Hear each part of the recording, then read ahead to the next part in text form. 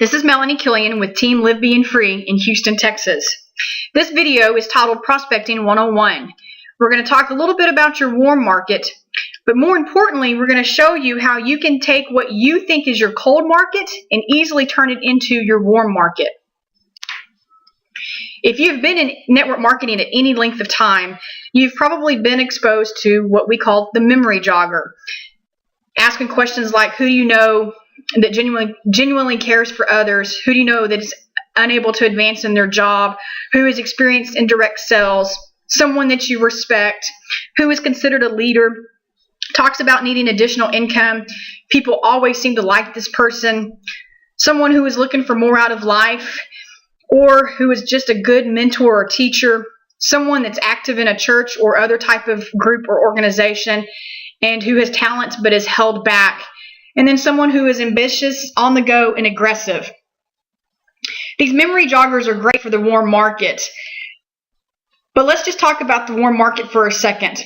The warm market typically is usually your friends, your family, your coworkers, your neighbors. And really and truly, when it comes to network marketing, it's kind of ridiculous to think that bugging your friends and family could be a solid foundation for any business. And although the memory jogger is a good thing to start with, you may be asking, well, why do you think that's ridiculous? Well, there's two reasons why the warm market usually doesn't succeed in network marketing. One, most people in your warm market are unqualified, and they're not the target person that you're looking for to start a home-based business. Most of your warm market also is not interested in starting any type of home-based business, online, on anything.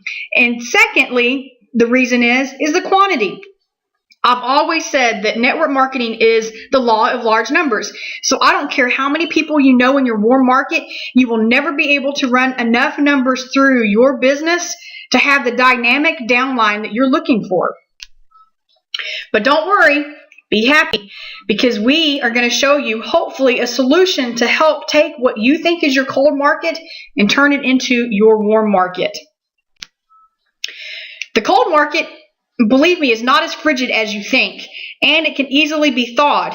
And when we thaw it, we're going to be turning it into your warm market. And with this video, we're going to teach you just a few of the basics and hopefully give you a few ideas of how you can turn that cold market into more of a warm market for you.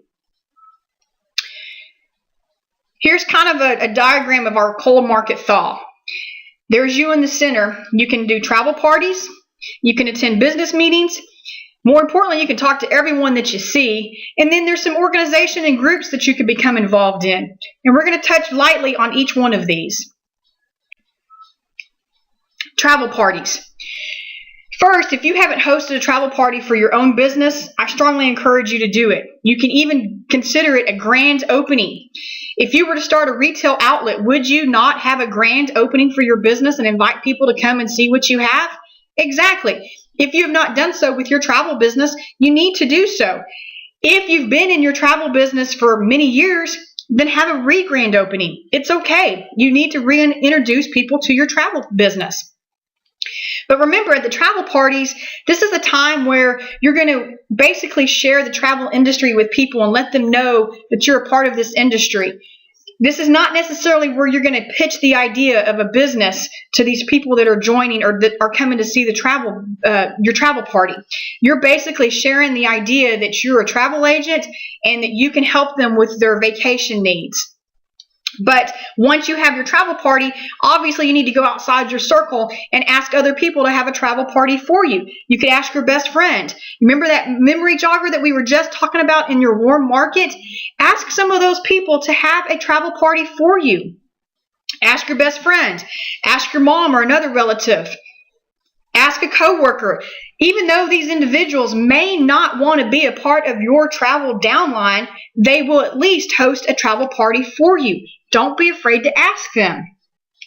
And most important, when you're having these travel parties, don't forget to ask for referrals.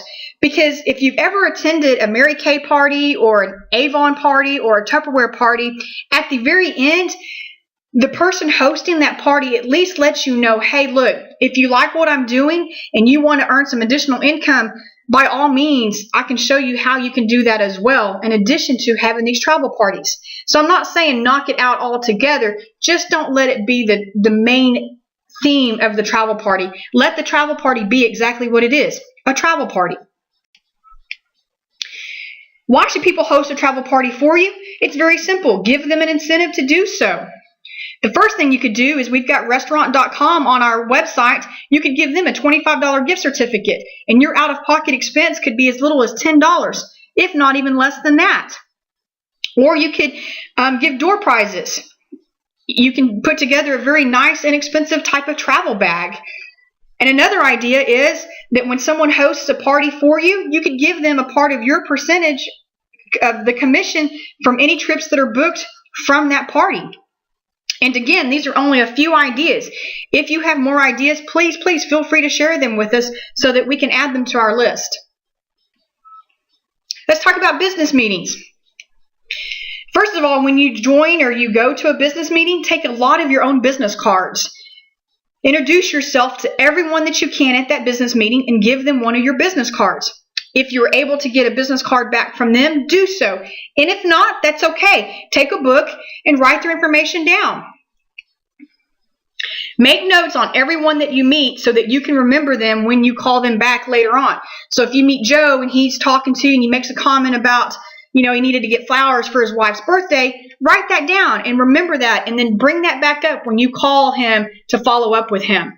But more importantly, at these business meetings, listen more than you talk. The business meetings, again, you're just there to introduce yourself and to basically let people know that you're out there. You may have to attend more than one business meeting to start getting people interested in what you're doing, and that's okay. Again, Michael Klaus, if you've never heard of him, he's a motivational speaker, and he's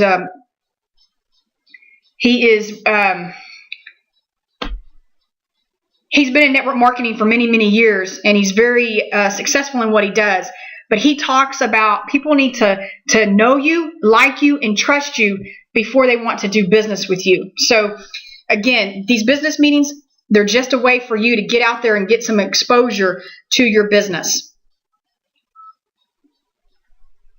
Business group resources. BNI is a good group to join. It's the Business Networking International. There's many chapters located in Houston, so I'm sure you could find one near your home or office. I will be honest with you, there is a little bit of a cost to the BNI meetings, but again, sometimes you have to have a cost of doing business to gain exposure for your business. You also have the HBC, which is the Houston Business Cabinet. These meetings are typically held in the morning, and it's breakfast with business leaders. Sometimes there's a cost, sometimes there's not. It just kind of depends. But again, you're just exposing yourself to these individuals. The Houston Business Cabinet is predominantly career-minded individuals. And again, you're just exposing you and your business to other business leaders. And then we also want to give you the idea of the meetup.com. There's thousands and thousands of groups on the meetup.com website, and you can join, and you can even create your own meetup group if you are comfortable with doing that. But if not, at least join a few of them and get to start again exposing your business, exposing yourself to these individuals. And you don't want to be, you don't want to be a bull in a china closet. You just kind of want to start slow and let people know that you're out there. And then, as people start to learn about you and you start to give them ideas for vacation or whatever, and then people will start to trust you more and more, and then they'll start doing business with you. Talk to everyone you see. Learn to get comfortable talking to people, period. If you're in network marketing and you're afraid to talk, then get out of network marketing. It's that simple. You have to be comfortable talking to people. And there's 1,000 different ways how you can become comfortable talking to people. Compliment people about something to start the conversation. Make it genuine, make it sincere, and just, let people know that you care about them. That's the most important thing. People don't care how much you know until they know how much you care. Ask them. Don't be afraid to ask them, hey, do you have a travel agent? Or, how do you book your vacations? Most people are probably going to say online. And if that's their answer, then give them a business card. Let them know that you're out there to help them. If it's appropriate, invite them to an upcoming travel party that you are hosting or that someone else is hosting for you. And again, don't forget to ask for their name and email and phone number. However, if they're hesitant, then tell them that's okay. I see your apprehension and not a problem. Here is my contact information, and when you're ready to book your next trip, instead of booking it online, give me a call and let me help you. We might can book it through me. Win friends and influence people. If you have not read this book by Dale Carnegie, I strongly encourage you to pick it up either at Amazon.com or pick up the audio version. You can buy it online at different places, relatively inexpensive. This is an awesome book to read, but it teaches you that you need to become comfortable with talking to people. Don't be afraid to talk to people. Don't be afraid to let them know that you're out there. And of course, when you're doing this, you always want to smile and be confident in what you're saying. And you always want to make eye contact. Have you ever seen a person walk through the store and they're smiling and they're talking to people and they're making eye contact and their head is held high and their body posture is nice and straight?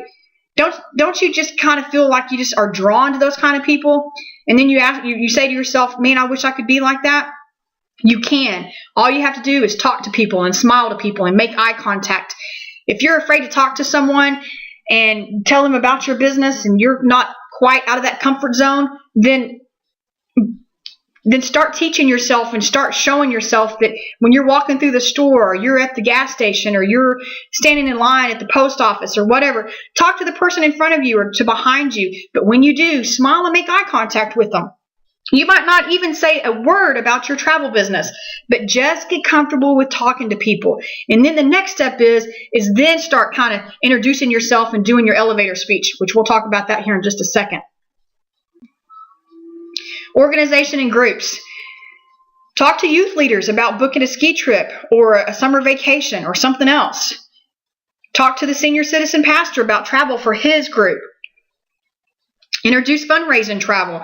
If you don't know about fundraising travel, make sure you get educated before you do talk about this. Ask your Sunday school class to come to a travel party. Or more importantly, ask someone in that Sunday school class to host a travel party for you.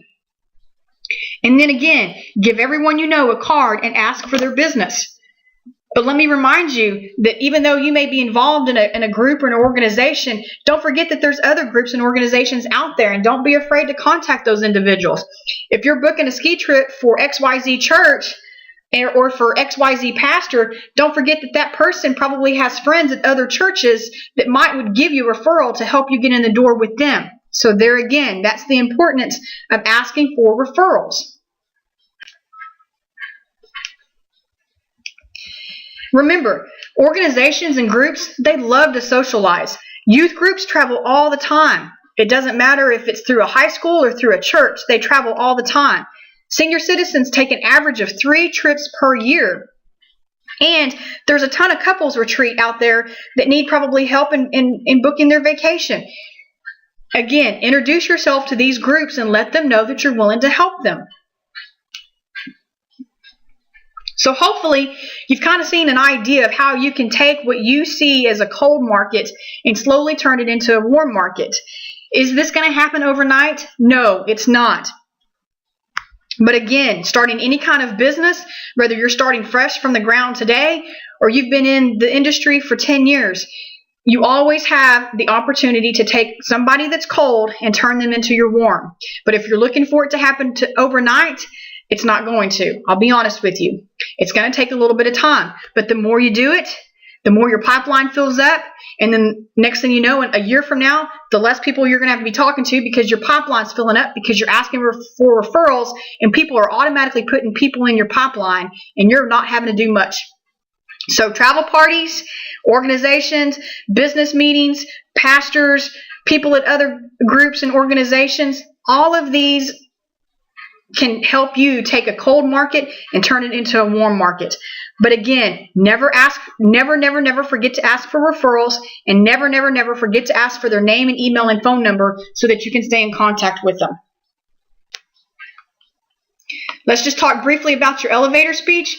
If you do not have a 30-second elevator speech, you need to get one. If you're talking to people who are potential travel customers, then obviously you want to position yourself as a travel expert. This one is easy. Most important thing, you need to be confident and sure of yourself. No matter what they want to find out about travel, you can find it out even if you don't have the answers right away. So, you might want to say something in your speech like, I work with people to help them build and grow their home-based businesses by providing them education, guidance, encouragement. That's just a very generic one. Another one is I am a home-based business leader, and I teach others how they can be successful in their own home-based business.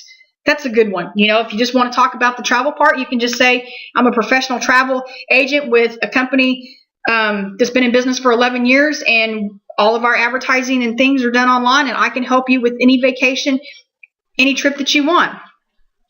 Whatever you do, whatever speech you come up with, you need to customize it for yourself, and you need to be very comfortable in saying it. It should flow out of your mouth very easily, and you need to practice it over and over and over. And most importantly, smile and be confident when you say it. Are you going to kind of fumble a few times at first? Yes, you will. But the more you say it, the more comfortable you'll become, the more confident you will become, and the more business you can generate. So hopefully this has helped out a little bit. If you have any questions or comments, or you have any ideas that you would like to see in future trainings, please email us at livebeingfree@gmail.com. I want to thank you for your time in watching this video, and we will see y'all at the top.